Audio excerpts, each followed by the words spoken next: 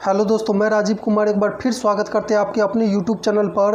Number system चल रहा है। नंबर सिस्टम का second part number of zero यानी शून्यकों की संख्या हम पिछले क्लास में कंप्लीट क्वेश्चन डिस्कशन के साथ हम समाप्त कर दिए थे। आज नंबर सिस्टम का थर्ड पार्ट फैक्टर देखेंगे। तो चलिए हम समझते हैं फैक्टर यानी गुणनखंड क्या है। पहले आराम से आप समझिए, बेसिक थ्योरी आप पहले समझिए। गुणनखंड क्या है? वह संख्या जो किसी दी गई संख्या को पूर्णतः विभाजित कर दे उसे उस संख्या के गुणनखंड या भाजक कहलाती है, और वह दी गई संख्या गुणज कहलाती है। आपको ये थ्योरी अगर ध्यान में रखना है तो ध्यान में रखिए, और नहीं तो छोड़ दीजिए। समझिए, कॉन्सेप्ट से एकदम समझिए क्या कह रहा है। देखिए, अगर हम यहाँ पर 18 लेते हैं तो 18 का गुणनखंड क्या होगा? गुणनखंड हम किसको कहते हैं? वह संख्या जो दी गई संख्या यानी 18 को पूर्णतः डिवाइड कर दे उस संख्या का गुणनखंड कहलाता है। तो देखिए, 18 को कौन कौन पूर्णतः डिवाइड कर सकता है?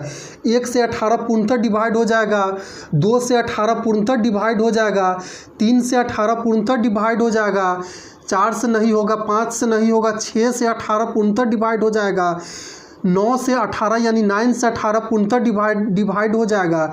इसके बाद क्या बचा? 18 स्वयं अपने आप से फिर पूर्णतः लास्ट में डिवाइड हो जाएगा। तो ये आपका क्या कहलाता है? यही आपका उस संख्या का गुणनखंड कहलाता है। कौन संख्या? जो संख्या दी गई है यानी 18 का गुणनखंड कहलाता है।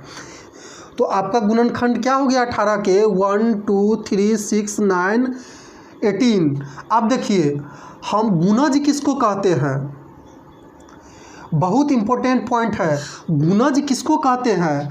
अगर यहाँ पर ये संख्या गुणनखंड है तो ये आपका गुणज हो जाएगा, क्योंकि वह संख्या जो अपने गुणनखंड से पूर्णतः डिवाइड हो जाए उसे हम गुणज कहते हैं। तो ये 18 आपका क्या हो जाएगा? ये गुणज हो जाएगा। चलिए, अगर आपका कंसेप्ट नहीं क्लियर हुआ तो ऐसे समझिए। अगर हम 18 को हम 2 से डिवाइड करते हैं तो डिवाइड होने के बाद क्या हो जाएगा? 9 हो जाएगा। जिससे हम डिवाइड कर रहे हैं वह इस संख्या के क्या हो जाएगा? गुणनखंड हो जाएगा। बहुत आराम से समझिए। और जिसको हम डिवाइड करते हैं वह क्या हो जाएगा? यह गुणज हो जाएगा। अगर पूर्णतः डिवाइड हो जाए तब। आप ऐसे समझिए। यहाँ पर देखिए, 12 का गुणनखंड कौन कौन सा संख्या होगा? तो जो 12 को पूर्णतः डिवाइड करेगा, मतलब 12 1 से भी डिवाइड हो जाएगा, 2 से भी डिवाइड हो जाएगा, 3 से भी डिवाइड हो जाएगा, 4 से भी डिवाइड हो जाएगा, 6 से भी डिवाइड हो जाएगा, 12 से भी डिवाइड हो जाएगा। तो ये आपका क्या हो गया? ये आपका गुणनखंड हो गया। ये आपका गुणनखंड हो गया। और जिसको डिवाइड कर रहे हैं और पूर्णतः डिवाइड हो रहा है वह संख्या गुणज हो जाएगा। गुणज हो जाएगा। इसी तरह अगर आप यहाँ पर 18 ले लीजिए तो 18 के गुणनखंड क्या क्या होगा? तो अब देखिए, 18 से कौन कौन संख्या डिवाइड हो रहा है? 1 हो रहा है डिवाइड, 2 हो रहा है डिवाइड, 3 हो रहा है डिवाइड, 4 नहीं होगा, 5 नहीं होगा, 6 हो जाएगा डिवाइड, 9 हो जाएगा डिवाइड। इसके बाद फिर 18 हो जाएगा डिवाइड, 18 या 18 कहिए। तो ये आपका क्या हो गया? ये आपका गुणनखंड हो गया। जो पूर्णतः डिवाइड कर दे वह गुणनखंड हो गया, और जिसको डिवाइड कर दे वह गुणज हो जाएगा उस संख्या के।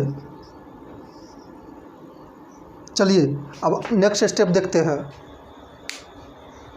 चलिए देखिए, अगर आपसे पूछ दे 2 का गुणज क्या होगा, तो हम क्या बोले थे? गुणज हम किसको कहते हैं?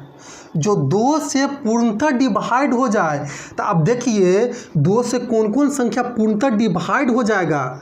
तो यहाँ पर 2 खुद हो जाएगा अपने आप से डिवाइड, फिर 2 से 4 हो जाएगा डिवाइड, 6 हो जाएगा डिवाइड, 8 हो जाएगा डिवाइड, 10 हो जाएगा डिवाइड, 12 हो जाएगा डिवाइड। इसी तरह आप चलते जाइए अनंत तक, लास्ट तक। 2 के पहाड़ा अनंत तक पढ़ते जाइए। जो संख्या 2 से पूर्णतः डिवाइड हो जाएगा वह 2 के गुणज कहलाएगा।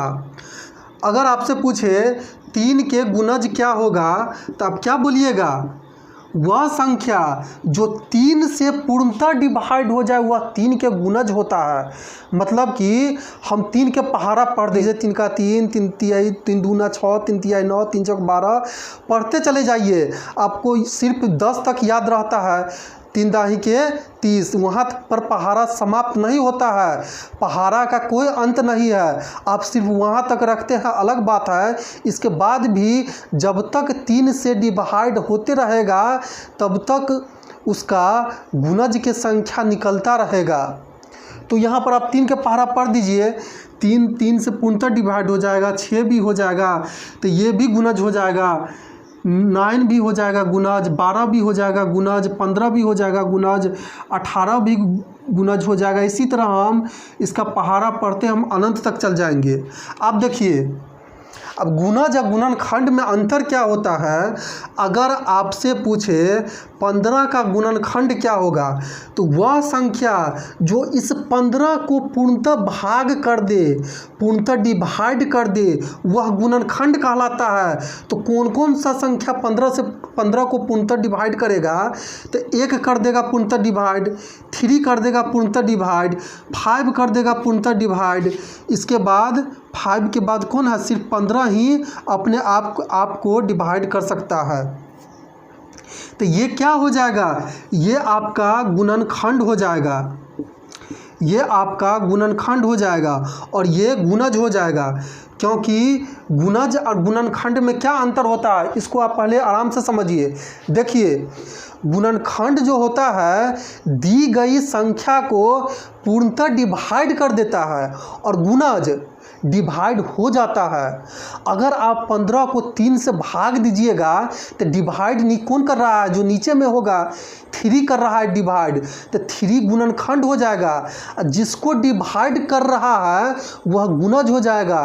किसका गुणज, 3 का गुणज। आप आराम से समझिए, ये सब क्या है, ये पूर्णतः डिवाइड कर रहा है तो ये गुणनखंड हो जाएगा। और ये डिवाइड हो रहा है, इस सब से पूर्णतः डिवाइड हो रहा है, इसलिए ये गुणज हो जाएगा। पहले हम गुणज और गुणनखंड के बीच का कन्फ्यूजन को हम दूर कर दिए। अब चलिए नेक्स्ट स्टेप देखते हैं। अब चलिए कुछ इंपॉर्टेंट फैक्ट देखते हैं। अब देखिए, एक सभी संख्या के गुणनखंड होता है।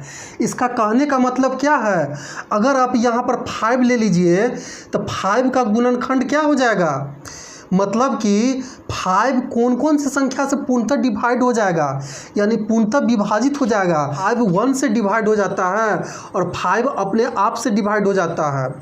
अगर आप यहाँ पर 9 ले लीजिए तो 9 का गुणनखंड क्या हो जाएगा, कहने का मतलब 9 कौन कौन से संख्या से पूर्णतः डिवाइड हो जाएगा, तो 9 1 से भी डिवाइड हो जाएगा, 3 से भी पूर्णतः डिवाइड हो जाएगा और देख लीजिए 9 से पूर्णतः डिवाइड होगा।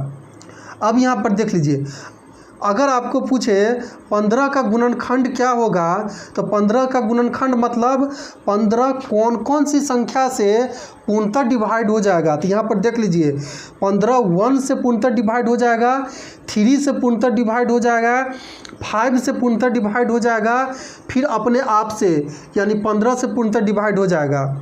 इसी तरह यहाँ पर देख लीजिए 18 का गुणनखंड क्या होगा, तो 18 कौन कौन सी संख्या से पूर्णतः डिवाइड हो जाता है, तो 1 से भी हो जाता है, 2 से भी हो जाता है, 3 से भी हो जाता है, 6 से भी हो जाता है, 9 से भी हो जाता है, स्वयं 18 से हो जाता है। तो ये सभी क्या है, ये सभी गुणनखंड है, ये सभी गुणनखंड है।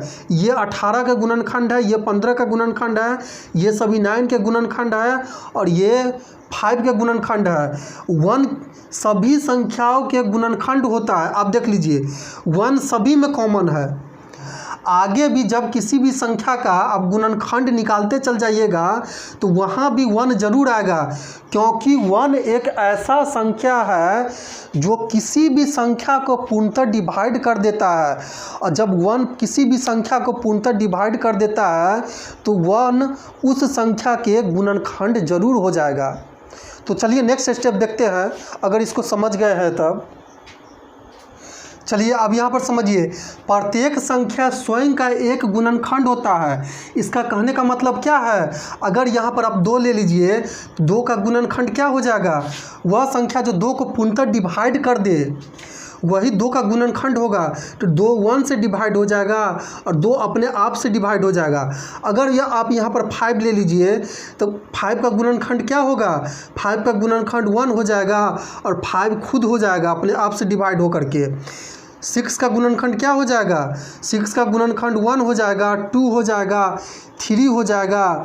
इसके बाद 6 अपने आप से डिवाइड होकर के स्वयं का गुणनखंड हो गया, जैसे 5 हुआ था और 2 हुआ था।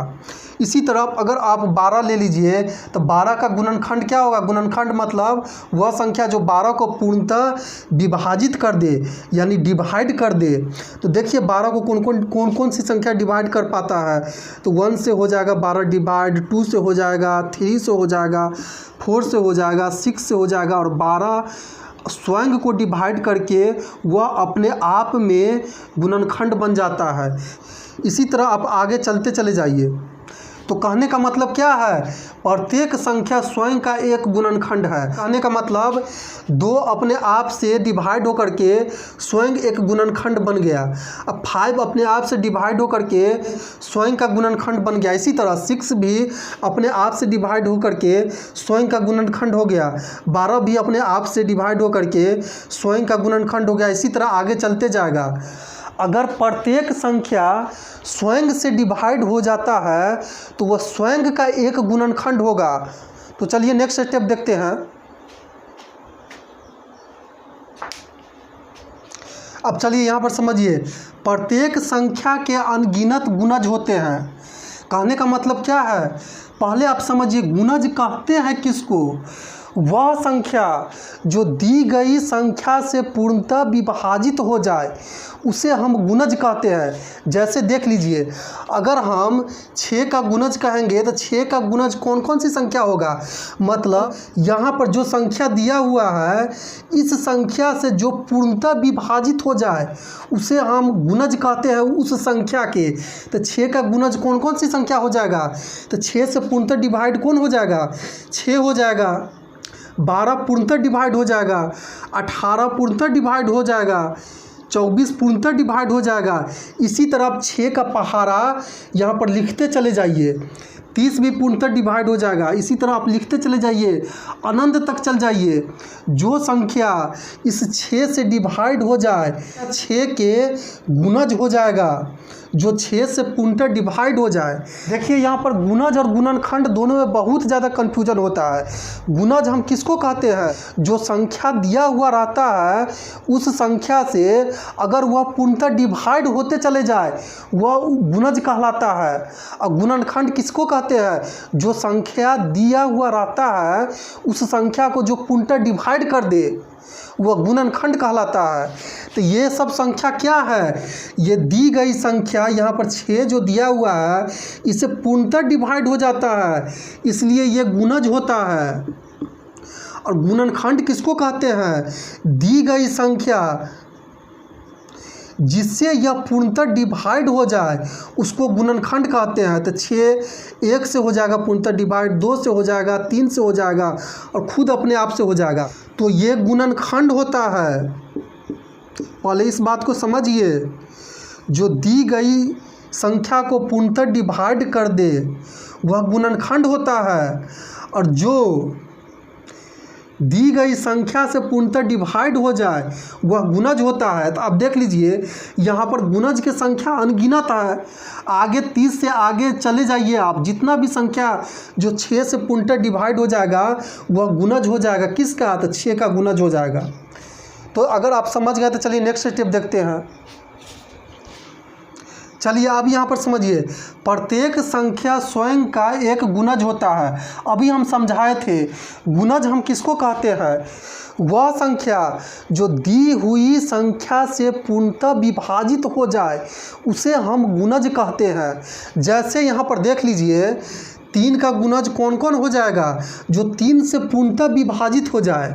तो 3 से 3 खुद अपने आप हो जाएगा विभाजित, और 6 हो जाएगा, 9 हो जाएगा। चलते चले जाइए आप अनंत तक। जो भी संख्या आएगा अगर वह 3 से विभाजित हो जाए तो वह गुणज होता है किसका, 3 का। इसी तरह 4 का ले लीजिए। 4 का गुणज कौन कौन सी संख्या हो जाएगा, जो 4 से पूर्णतः विभाजित हो जाए। तो कौन कौन संख्या पूर्णतः विभाजित होगा, तो 4 अपने आप हो जाएगा, फिर 8 हो जाएगा, फिर 12 हो जाएगा 4 से विभाजित, फिर 16 हो जाएगा। इसी तरह आप चलते चले जाइए, रास्ते में जो भी संख्या आएगा अगर वह 4 से विभाजित होगा तो वह संख्या 4 का गुणज हो जाएगा। इसी तरह अब आप 5 के गुणज लिखिए। कौन कौन सा संख्या 5 के गुणज होगा, जो 5 से पूर्णतः विभाजित हो जाएगा। तो पहले तो 5 अपने आप से विभाजित होगा, इसके बाद 10 हो जाएगा विभाजित, इसके बाद 15 हो जाएगा विभाजित, इसके बाद 20 हो जाएगा विभाजित, यानी 20 हो जाएगा विभाजित। इसी तरह आप चलते चले जाइए अनंत तक। जो भी रास्ते में जो भी संख्या आएगा अगर वह 5 से विभाजित हो जाएगा तो वह 5 का गुणज होगा। तो कहने का मतलब क्या है, प्रत्येक संख्या स्वयं का एक गुणज होता है। तो देख लीजिए संख्या जो 3 है स्वयं का गुणज है कि नहीं है। इसी तरह 4 स्वयं का गुणज है कि नहीं है। इसी तरह 5 स्वयं का गुणज है कि नहीं है। तो प्रत्येक संख्या स्वयं का एक गुणज होता है। तो चलिए हम मिलते हैं नेक्स्ट वीडियो में। अगर हमारा क्लास अच्छा लगे तो हमारे चैनल को सब्सक्राइब करके शेयर ज़रूर कर दीजिएगा। तो अगर हम टीचर हैं और आप स्टूडेंट हैं तो आप ही थोड़ा बहुत हमको इज्जत कर सकते हैं, कोई दूसरा नहीं। अगर आप एक कुत्ता को ले आइए हमारे सामने खड़ा कर दीजिए और मोदी जी को कहिए पहचानिए, इसमें और कुत्ता में क्या फ़र्क है, तो मोदी जी कहेंगे कोई फ़र्क नहीं, ये अगर टीचर है तो ये कुत्ता के बराबर है। तो थोड़ा बहुत आप ही हमको इज्जत दे सकते हैं, कोई दूसरा नहीं। तो मिलते हैं नेक्स्ट वीडियो में, तब तक के लिए धन्यवाद।